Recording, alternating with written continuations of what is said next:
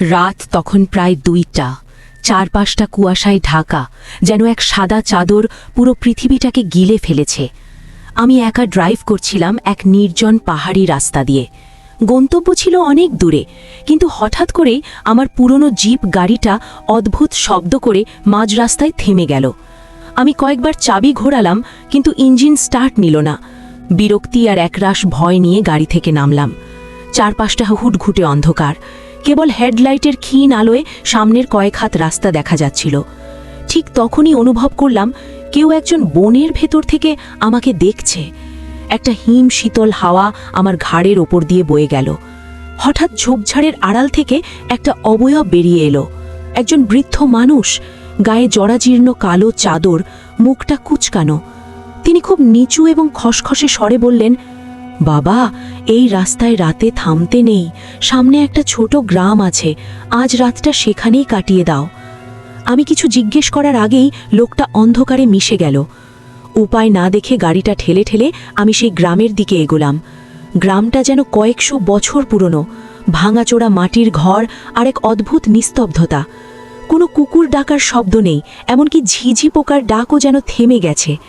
গ্রামের এক প্রান্তে একটা পুরনো ডাকবাংলোর মতো বাড়ি পাওয়া গেল। দরজায় নক করতেই একজন কেয়ারটেকার বেরিয়ে এলো।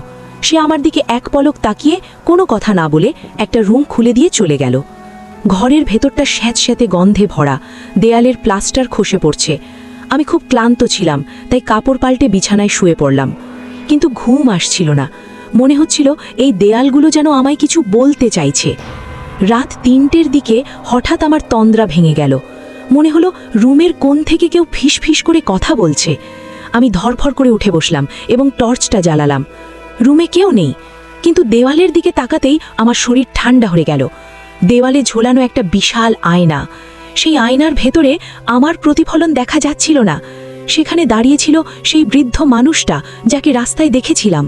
তার চোখ দুটো আগুনের মতো জ্বলছে আর মুখ দিয়ে গড়িয়ে পড়ছে ঘন কালো তরল। আমি চিৎকার দিতে চেয়েছিলাম, কিন্তু গলা দিয়ে কোনো শব্দ বের হলো না। মনে হলো অদৃশ্য কোনো হাত আমার গলা টিপে ধরেছে। আয়নার ভেতর থেকে সেই বৃদ্ধ তার লম্বা নখওয়ালা হাত বাড়িয়ে দিল। সেই হাতটা আয়নার কাঁচ ফুঁড়ে বাস্তবে বেরিয়ে এলো এবং আমার গলার দিকে এগিয়ে আসতে লাগলো। আমি সর্বশক্তি দিয়ে নিজেকে ছাড়িয়ে নিলাম এবং জানলা দিয়ে লাফ দিয়ে বাইরে বেরিয়ে আসলাম। অন্ধকারে হোঁচট খেতে খেতে দৌড়াতে লাগলাম গ্রামের মেন রাস্তার দিকে। কিন্তু এ কি, আমি যেদিকেই যাই ঘুরে ফিরে সেই একই ডাকবাংলোর সামনে চলে আসছি। গ্রামটা যেন একটা গোলক ধাঁধা, যেখান থেকে বের হওয়ার কোনো পথ নেই। হঠাৎ দেখলাম গ্রামের সব কটা ঘরের দরজা একসাথে খুলে গেল। ভেতর থেকে বের হয়ে আসছে শত শত ছায়া মূর্তি। তাদের সবার চোখ নেই, শুধু খালি কালো গর্ত। তারা সবাই একসাথে বিলাপ করছে। তারা বলছে, আমাদের সাথে থেকে যাও, অনেক দিন কেউ আসেনি। আমি পাগলের মতো দৌড়ে আমার গাড়িতে গিয়ে ঢুকলাম। কাঁপতে কাঁপতে চাবি ঘোরালাম। মিরাকলের মতো গাড়িটা এবার স্টার্ট নিল। আমি পেছনে না তাকিয়ে অ্যাক্সেলারেটরে চাপ দিলাম। লুকিং গ্লাসে তাকাতেই আমার হার্টবিট থেমে যাওয়ার উপক্রম হলো।